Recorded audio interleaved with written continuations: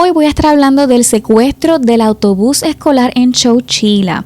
El tema es un poquito estresante por todo lo que le pasa a los niños durante ese secuestro, así que precaución. Y ahora sí, vamos a comenzar.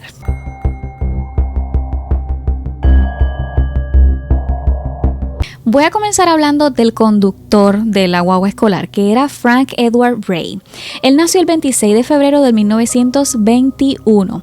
La familia de Edward, bueno, vamos a llamarle Ed de ahora en adelante, pues su mamá y su papá era una pareja joven que se mudaron a Chowchilla cuando él era bien pequeñito, porque ellos querían que él tuviera una buena educación. Él se graduó de la high school de Chowchilla y no quería mudarse lejos de la familia y de la comodidad de ese pueblito, así que decidió comprar una granjita cerca de donde ellos vivían, o sea, de donde vivían los familiares. Allí crecía maíz y tenía vaquitas y otros animales, y a él le encantaba trabajar allí y estuvo haciendo eso por un buen tiempo, pero algo en su vida laboral como que le hacía falta, algo que lo llenara de alegría. En 1950 se convirtió en el conductor de la guagua escolar de Chowchilla, donde llevaba a los niños a la escuela, a la escuelita de Chowchilla, y los traía de vuelta a las casas todos los días en la semana.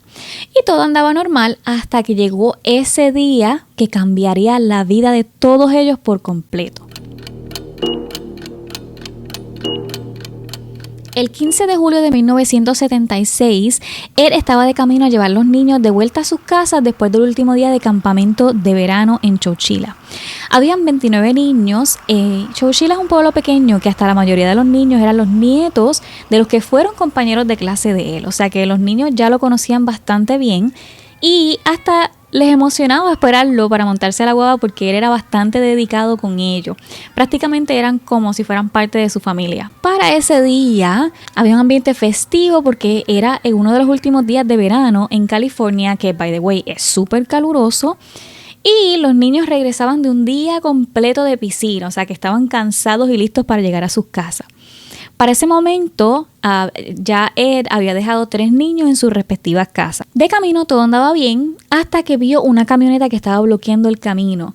Y es que, como sabemos, Ed era un hombre que ayudaba a todo el mundo, a toda la gente del pueblo, así que fue bajando la velocidad y tratando de ver si la persona pues necesitaba algo, porque el bonete de esa guagua estaba abierto como si tuviera algún problema con la guagua. Y cuando Ed estuvo lo suficientemente cerca, ¡pum!, salieron 3 hombres enmascarados rápidamente de la camioneta con armas de fuego. Lamentablemente ya era tarde para pensar en cómo salir de ahí.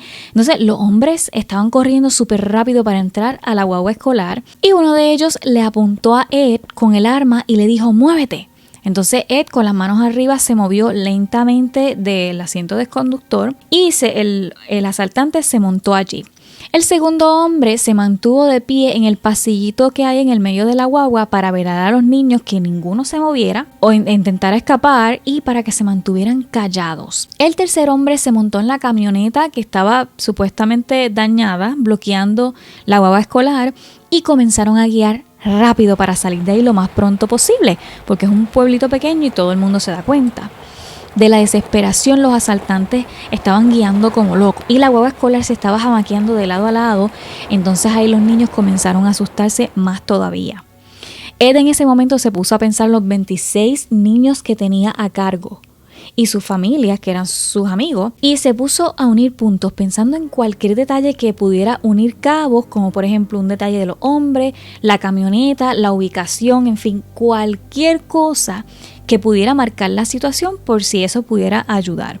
Pero no tenía más opción que tratar de tranquilizar a todos los niños e intentar que nadie saliera herido, que era lo más importante. Un poco más tarde, la guagua escolar se detuvo en una zanja que estaba escondida totalmente de la carretera. Y ahí habían 2 camiones esperándolos. Así que Ed se estaba dando cuenta que ya esto estaba planificado. Pasaron los niños uno a uno a esos camiones donde estaba todo oscuro, porque habían pintado todas las ventanas de negro para que no miraran para afuera y tampoco se dieran cuenta dónde estaban. De allí los secuestradores, Frederick Newell Woods y los hermanos James y Richard Schofield, comenzaron el largo camino. Te podrás imaginar con esa calor, sin ventanas porque estaban cerradas, sin comida ni nada.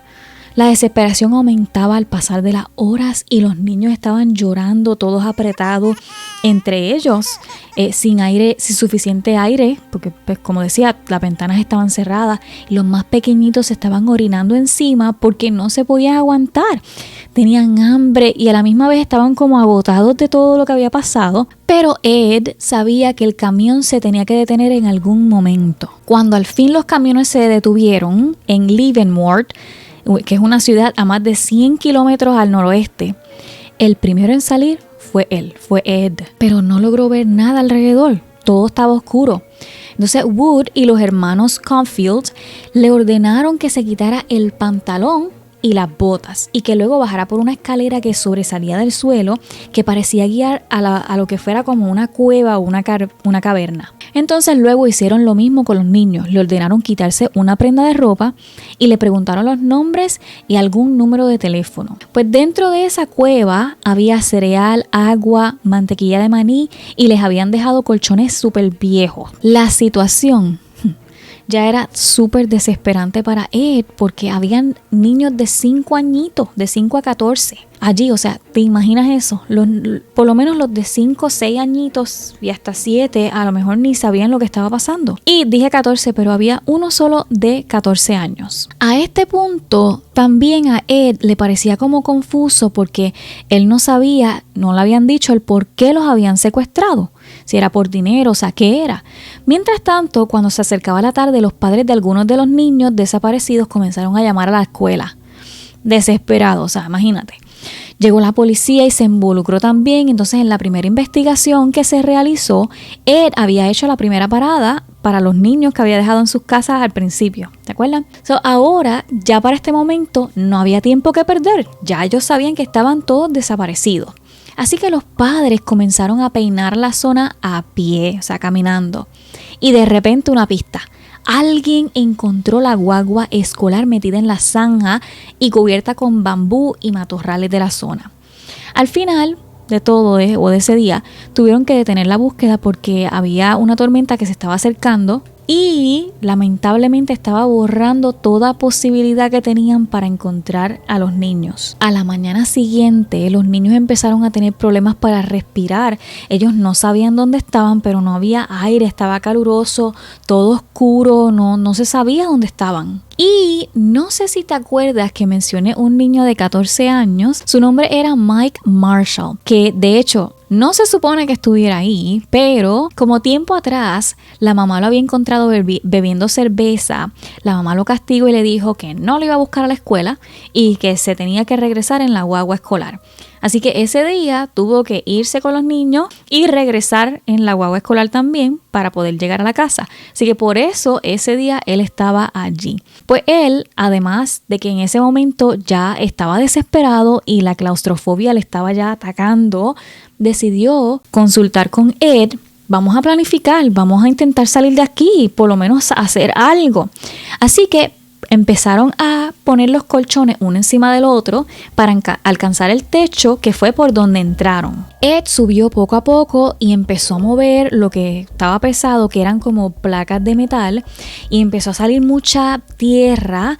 Ahí se dio cuenta que estaban enterrados en ese lugar con las placas de metal, las baterías industriales y tierra adicional encima, o sea que nadie se iba a dar cuenta que ellos estaban allí. Entonces, sin hablar, con los nervios de punta, porque no se sabía si los secuestradores estaban cerca, salió el primer niño y no vio, ¿verdad? Poquito a poquito, no vio que nadie estuviera cerca, estaban solos, así que todos fueron saliendo poco a poco, súper callados. Ya Ed le estaba ordenando a los nenes, ¿verdad? Que acuérdense que tienen 5 añitos los menores, ordenándole a los nenes que estuvieran bastante calladitos y que se movieran lo más rápido que pudieran en dirección a unas luces que se veían a lo lejos. Luego de 16 horas, al fin llegaron a algún lugar donde los ayudaron y dieron fin, finalmente, al secuestro. Luego, al final de todo, se dieron cuenta que en ese momento que ellos pudieron escapar, los secuestradores habían tomado una siesta